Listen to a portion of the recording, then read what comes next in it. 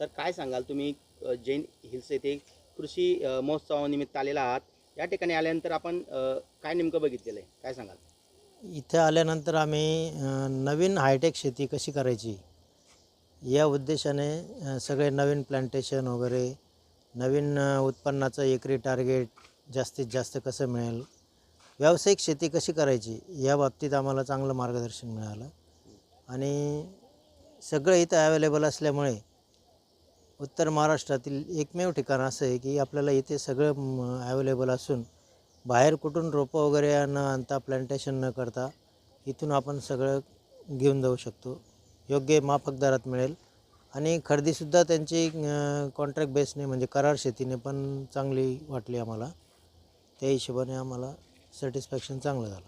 तर जैन व्हॅलीमध्ये आम्ही कृषी प्रदर्शनानिमित्त पाहण्यासाठी आल्या असताना तर आमच्या डीलरांनी आम्हाला पाठवले असताना आज जैन व्हॅलीमध्ये पाहत असताना नवीन नवीन टेक्नॉलॉजी जसे आपण शेतकरी आधुनिक शेतकरी म्हणून युनिक शेतकरीमधून जात आहेत. आता आम्ही आमच्या जमिनीमध्ये पाणी भरपूर असून पाण्यात क्षार जास्त आहे. काही वाळू येते, ती वाळू जास्त येते. वाळू आम्हाला कशी कंट्रोल करता, आम्हाला कमीत कमी बोरिंग आज आमच्याकडे विहिरी नसताना बोरिंग आहेत. बोरिंग असल्यामुळे आम्हाला वाळू जास्त येते.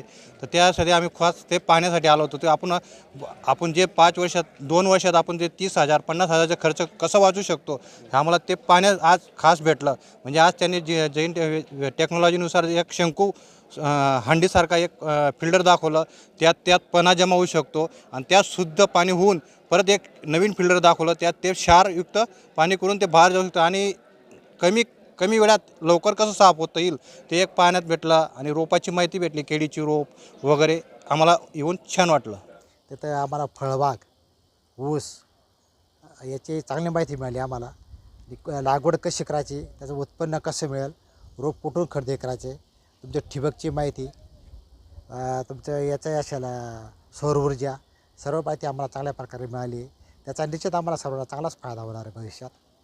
दादा आपण एक शेतकरी आहे, कुठेतरी शेतकरी म्हणतो की आम्हाला शेती परवडत नाही आहे, पण या ठिकाणी आल्यानंतर खरंच शेतकऱ्याची मानसिकता बदलते का? हो नक्कीच, हे पाहिल्यानंतर नक्कीच बदलते मानसिकता की नाही आपण हा प्रयोग केलेच पाहिजे प्रत्येकाने.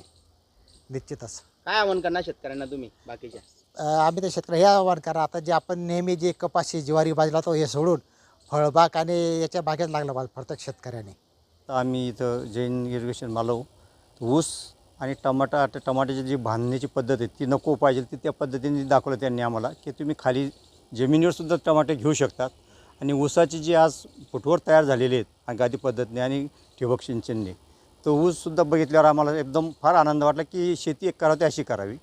शेतकऱ्यांना प्रत्येक शेतकऱ्यांना आम्ही हेच सांगणार की शेतीत जाऊन तुम्ही एकदा जाऊन भेट द्या जैन इरिगेशन आणि माहिती घ्या तिथं काय पद्धतीने सगळं टेक्नॉलॉजी पद्धती, पावडरी फवारणी किंवा तुमच्या काय ज्या गोष्टी आहेत आणि बचत जी मजुरांची असो, पावडरींची असो, खतांची असो, ती त्यांनी सगळी माहिती आम्हाला त्या चांगल्या योग्य पद्धतीने सांगितली. ते आम्हाला फार आनंद वाटतो.